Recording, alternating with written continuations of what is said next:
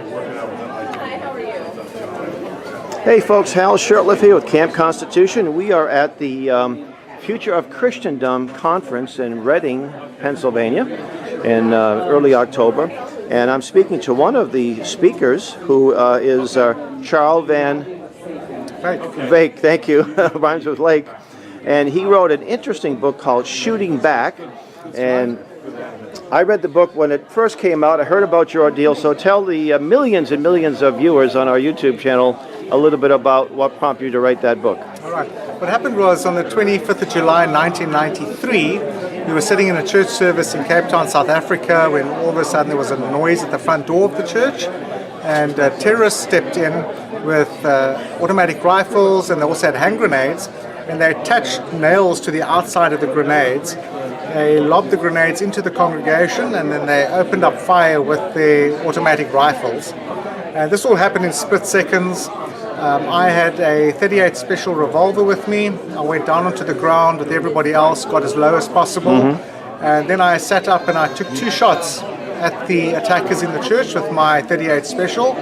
I didn't know it at the time, but I hit one of them. But I ran out the back door of the church, hoping to come in behind them at close range and shoot them in the back to stop the attack from going ahead. And when I got outside the church, they were already at the getaway car. So they ran away as soon as one of their men was hit by one of my rounds inside the church. I then shot another 3 shots at them outside the church, and they jumped into their getaway car and they drove away. And so my book, Shooting Back, The Right and Duty of Self-Defense, deals with this ordeal. To cut a long story short, I ended up going to the High Court in South Africa to witness against them, the attackers. And then after that, I went to visit the young man that I shot in the church.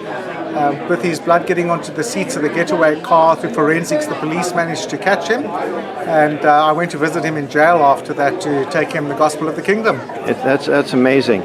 Now, were these people African National Congress terrorists or some type of offshoot of the ANC? Yes, they were an offshoot of the African National Congress. They were from an organization called the Pan-Africanist Congress, the PAC. PAC, yeah. And their specific military wing was called APLA, the Azanian People's Liberation Army. They're mainly communist in their ideology and philosophy, but they were actually trained by Muslims, believe it or not. Oh, we believe it. So you had your little .38 snub nose, yes, and they were using what, AKs? They were using and hand grenades. I'm trying to think of what their rifles were called. They were using. You're gonna have to edit this. Well, that's all I'm trying right. to think the name of the weapon. But they were automatic rifles. They were automatic rifles. It was called R5 rifles, and they were based on the Israeli Galil. Oh, okay. Yeah, so and how many of them were? How many of them altogether? There were 4 terrorists altogether. 3 were in the church at any one moment.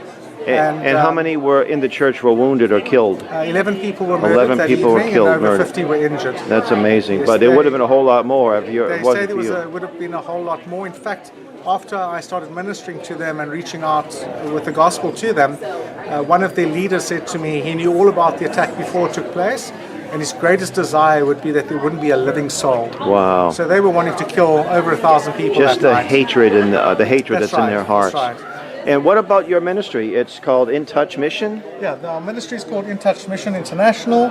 The head office is based in Tempe, Arizona, and I'm one of the 40 projects that they're busy with around the world. So I'm very involved in trying to create gospel communities, covenant communities, if you will.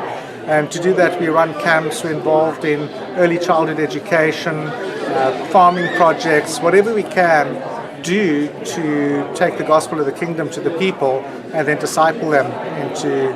And how can folks get in touch with you if they want to? They can do that through my website, which is missionaryinafrica.com.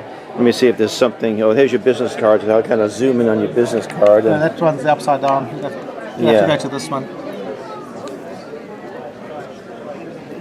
And what do you have to say to the people in the Christian community that think that they shouldn't be armed, that they really shouldn't be too involved in these kinds of things? What would you have to say to them? I'll tell you a story of one of my colleagues who was busy up in Sudan, where there was a war between the Muslims in the north and the Christians in the south. And he took a team of American film people, and they're busy filming there, and they asked the pastor in the south, what are your needs? and he said, our needs is military hardware. Wow. And my friend said to him, you can't say that on a camera that's going back to the United States. So the pastor said, why not?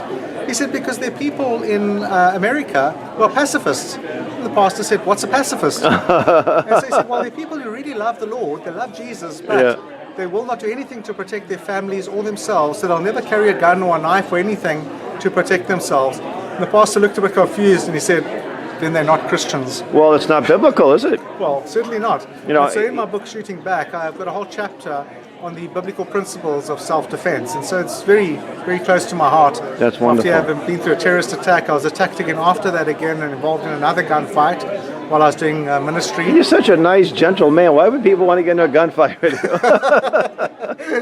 They like the vehicle I was driving. you? Where do you spend most of your time? You travel around the world or in the States? Yes, or most of my time is spent in Cape Town, South Africa. Cape Town, my yeah. family's been there for 300 years. Wow. And so I work from there as a base. A lot of work gets done just 10 miles from our home in Cape Town, where we're very involved in the local squatter camp. And then from there I work in Zimbabwe, Zambia, Congo, and Cameroon by God's grace. That's amazing. Well, thank you so much. Thank God you bless very you. much. God bless Thank you, your Harold. ministry. Appreciate your time.